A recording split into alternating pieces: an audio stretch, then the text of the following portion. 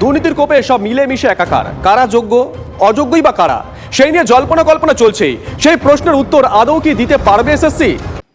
নমস্কার বন্ধুরা, নবদিগন্ত চ্যানেলের পক্ষ থেকে আপনাদের সকলকে জানাই স্বাগতম। তো বন্ধুরা, আপনারা দেখলেন একটি ক্লিপ যেখানে কিন্তু যোগ্য অযোগ্য লড়াইয়ে আবারও কিন্তু চাকরি প্রার্থীরা এসএসসিকে বিঁধে চলেছেন। তারা কিন্তু যোগ্য অযোগ্য লিস্ট চাই প্রপারভাবে, অর্থাৎ সঠিক নিয়মে যেন যোগ্য অযোগ্য লিস্ট জমা দেওয়া হয় সুপ্রিম কোর্টে, সেটাই কিন্তু তাদের দাবি। তো এই বিষয়ে আপনাদের সাথে বিস্তারিত জানাবো এই ভিডিওতে। আপনারা সম্পূর্ণ ভিডিওটি স্কিপ না করে প্রথম থেকে শেষ পর্যন্ত দেখতে থাকুন। এই ভিডিওতে আপনারা বিস্তারিত তথ্য কিন্তু পেয়ে যাবেন।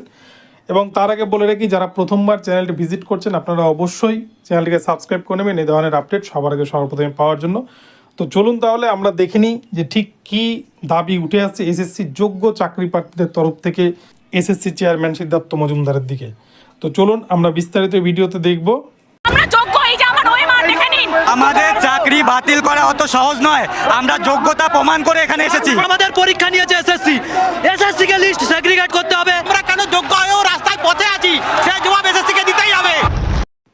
বর্তমানে রাজ্যের যোগ্য চাকরিহারা শিক্ষক এবং অশিক্ষক কর্মী তাদের কিন্তু একটাই দাবি এসএসসি চেয়ারম্যানের কাছে, যে যোগ্য এবং অযোগ্য লিস্ট যারা দুর্নীতি করে চাকরি পেয়েছে তাদের লিস্টটা অন্তত সুপ্রিম কোর্টে জমা করুক স্কুল সার্ভিস কমিশন, এবং যারা যোগ্যতার সাথে নিজের যোগ্যতায় চাকরি পেয়েছে তাদের চাকরিটা যেন বহাল থাকে। এটাই কিন্তু তাদের একটাই দাবি স্কুল সার্ভিস কমিশনের চেয়ারম্যান সিদ্ধার্থ মজুমদারের কাছে।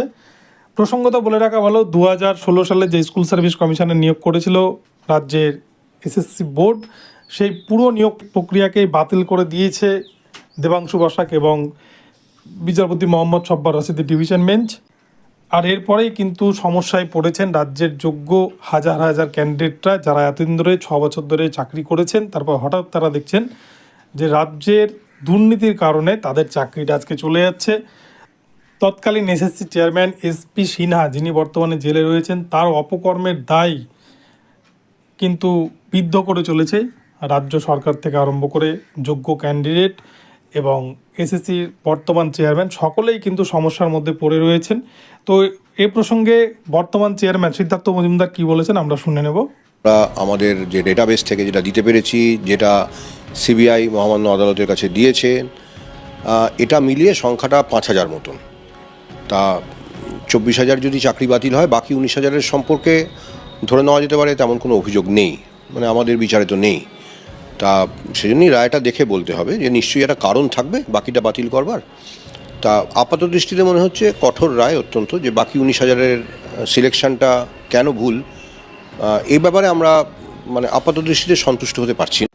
এসএসসি চেয়ারম্যানের এই বক্তব্যের পর কলকাতা হাইকোর্টের প্রাক্তন বিচারপতি অভিজিৎ গঙ্গোপাধ্যায়, যিনি প্রথম এই স্কুল সার্ভিস কমিশনের 2016 রিক্রুটমেন্টের ওপর 5,000 শিক্ষক এবং অশিক্ষক কর্মীর চাকরি বাতিলের নির্দেশ দিয়েছিলেন, যে রায়কে চ্যালেঞ্জ করে সুপ্রিম কোর্টে গিয়েছিল স্কুল সার্ভিস কমিশন এবং রাজ্য সরকার। তো এই এসএসসি চেয়ারম্যানের বক্তব্যের পর মাননীয় প্রাক্তন বিচারপতি উনি কী মন্তব্য করেছেন আমরা এই ভিডিওতে দেখে নেব। এর জন্য সম্পূর্ণ তো দায়ী মমতা বন্দ্যোপাধ্যায় এবং তার ভাইপো বন্দ্যোপাধ্যায়। 17টা কারণ যে কোর্ট দেখিয়েছে, যে 17টা কারণে এই পুরো পরীক্ষার ব্যবস্থাটা বাতিল করে দিতে হয়েছে, সেই 17টা কারণ থেকে বোঝা যাচ্ছে যে মুড়ি এবং মিষ্টিকে আলাদা করা সম্ভব হচ্ছে না, মুড়ি এবং মুরগিকে আলাদা করা সম্ভব হচ্ছে না। সেই জন্যে এই পরীক্ষাটাকে পুরো বাতিল করতে হয়েছে। আমার ধারণা এটা করা সম্ভব হতো। আমার ধারণা যে স্কুল সার্ভিস কমিশন বা রাজ্য সরকার এটা আদালতকে উপযুক্তভাবে সাহায্য করেনি। তারা নিজেরাই চেয়েছে যাতে পুরো পরীক্ষাটা বাতিল হয়ে যায় এবং তারা একটা ফয়দা তুলতে পারে। স্কুল সার্ভিস কমিশনের যে 25,753 চাকরি বাতিল হয়েছে, তার মধ্যে যোগ্যদের লিস্ট স্কুল সার্ভিস কমিশনের চেয়ারম্যান বলছেন 5,000 অযোগ্য রয়েছে। অপরপক্ষে তারা আদালতে জানিয়েছেন 8,300 অযোগ্য রয়েছে। তো সেক্ষেত্রে 5,000 জনের মধ্যে কিন্তু তারা 4,599 জনের নামের লিস্ট জমা দিয়েছে। তো এক্ষেত্রে যোগ্য অযোগ্য লিস্ট তৈরি করতে কিন্তু তাদেরকে রীতিমতো ঘাম ছোটাতে হচ্ছে, এবং কাদেরকে রাখবে কাদেরকে বাদ দেবে এই বিষয়টা কিন্তু তারা ঠিক করতে পারছে না। সেই জন্য কিন্তু আবারও হয়তো দুর্নীতির আশ্রয় নিচ্ছে এই যোগ্য অযোগ্য লিস্ট তৈরির ক্ষেত্রে। তো এই ক্ষেত্রে বিকাশ রঞ্জন ভট্টাচার্য, যিনি পিটিশনারদের আইনজীবী, তিনি কিন্তু বলেছেন স্কুল সার্ভিস কমিশন যোগ্য অযোগ্য লিস্ট আদালতে দিলেই তার বিপক্ষে আমরা লিস্ট দেব, এবং এসএসসিকে চোখ আঙুল দেখিয়ে দেবো যে কারা যোগ্য আর কারা অযোগ্য, এবং এখানটাতেও তারা কিন্তু দুর্নীতিকে আড়াল করার চেষ্টা করছে। তো এই প্রসঙ্গে সুকান্ত মজুমদার মহাশয় কি বলেছেন আমরা শুনে নেব।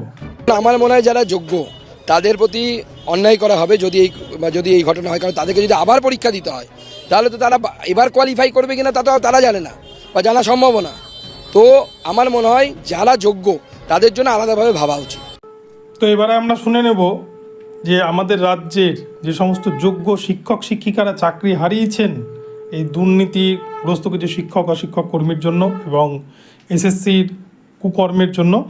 তো এ প্রসঙ্গে যোগ্য শিক্ষক অশিক্ষক কর্মীরা তাদের মঞ্চ থেকে কী বার্তা দিয়েছেন এসএসসির উদ্দেশ্যে আমরা শুনে নেব এবারে। আপনারা যোগ্যতা বিচার করে যোগ্যদের লিস্ট কেন দিচ্ছেন না? আপনারা যোগ্য অযোগ্যদের কেন মিশিয়ে রাখতে চাইছেন? সুপ্রিম কোর্টের থাপ্পড় খেয়ে এখন তারা দিশেহারা। ঘুষের বিনিময়ে চাকরি আর নিজের মেধার বিনিময়ে চাকরি, এই দুটো লিস্ট এসএসসি দিক। তো সব শেষে একটা কথাই বলা যায়, স্কুল সার্ভিস কমিশন কিন্তু যোগ্য অযোগ্য লিস্ট তৈরি করতে তারা স্বচ্ছতার সাথে যোগ্য অযোগ্য লিস্ট তৈরি করতে আবারও কিন্তু ব্যর্থ। আবারও তারা কিছুটা কিন্তু আড়াল করতে চাইছে সুপ্রিম কোর্টে, যার জন্য কিন্তু আবারও হয়তো সুপ্রিম কোর্টে ভৎসনার মুখে পড়তে পারে এসএসসি, বা পুরো প্যানেলের ওপরেই কিন্তু আঘাত নেমে আসতে পারে আগামী 16 জুলাই 2024 তারিখে। তো আগামীতে কি হবে তা কিন্তু প্রপার ডকুমেন্টসের উপরেই ডিপেন্ড করবে। যেহেতু স্কুল সার্ভিস কমিশন কিন্তু এমনি ফেঁসে রয়েছে, তাদের কাছে ওএমআর সিট নেই, তাদের কাছে কোনো ফুটপ্রিন্ট নেই। সিবিআইয়ের দ্বারা উদ্ধারকৃত সমস্ত তথ্যকে কিন্তু তাদেরকে জেনুইন বলে মেনে নিতে হয়েছে, বাধ্য হতে হয়েছে এসএসসিকে, বাধ্য হয়ে সমস্ত ডকুমেন্টসকে সত্য বলে মেনে নিতে হয়েছে। অপরপক্ষে যে সমস্ত চাকরিহারা শিক্ষক অশিক্ষক কর্মী তাদের মধ্যে যে 5000 মতো ওএমআর খাতা ওএমআর বিকৃতি করে চাকরি পেয়েছে, তাদেরকেও কিন্তু বিচারপতি দেবাংশু বসাক একটা সময় বেঁধে দিয়েছিলেন যে তাদেরকে যদি কিছু বলার থাকে ওএমআর নিয়ে যে সেই ওএমআর তাদের নয়। এই বিষয়ে কিন্তু কেউ কোনো সাহস দেখায়নি। তাই সেই জায়গায় সুপ্রিম কোর্টও কিন্তু বলেছে যে ওএমআর নষ্ট করে ফেলেছেন, যোগ্য অযোগ্য লিস্ট বাঁচবেন কী করে। তো এই যোগ্য অযোগ্য বাছাটাই কিন্তু সবথেকে বড় ব্যাপার। তো এসএসসি এ প্রসঙ্গে যে 4599 জনের নামের তালিকা জমা দিয়েছে, তার বাইরে আর কতজন রয়েছে অযোগ্য শিক্ষক অশিক্ষক কর্মী সেটাই কিন্তু বিরোধীদের প্রশ্ন। এবং সিবিআই রিপোর্ট অনুযায়ী যেটুকুটা কানাঘুষো শুনতে পাওয়া যাচ্ছে যে তাতে কিন্তু অযোগ্য শিক্ষক অশিক্ষক কর্মীর সংখ্যা 8000 থেকে অনেকটাই বেড়ে গিয়েছে, যেটা কিন্তু আগামীতে 16 জুলাই 2024 তারিখে সিবিআই তাদের রিপোর্ট পেশ করতে চলেছে বিচারপতি ডিওয়াই চন্দ্রচূড় স্যারের বেঞ্চে। তো দেখা যাক কী হয় আগামীতে। তো বন্ধুরা, এখন এই পর্যন্ত রইল আপডেটটি। ভিডিওটি ভালো লাগলে চ্যানেলটিকে সাবস্ক্রাইব করবেন এবং এই ধরনের আপডেট প্রতিনিয়ত পেতে আমার চ্যানেলটিকে ফলো করতে থাকুন।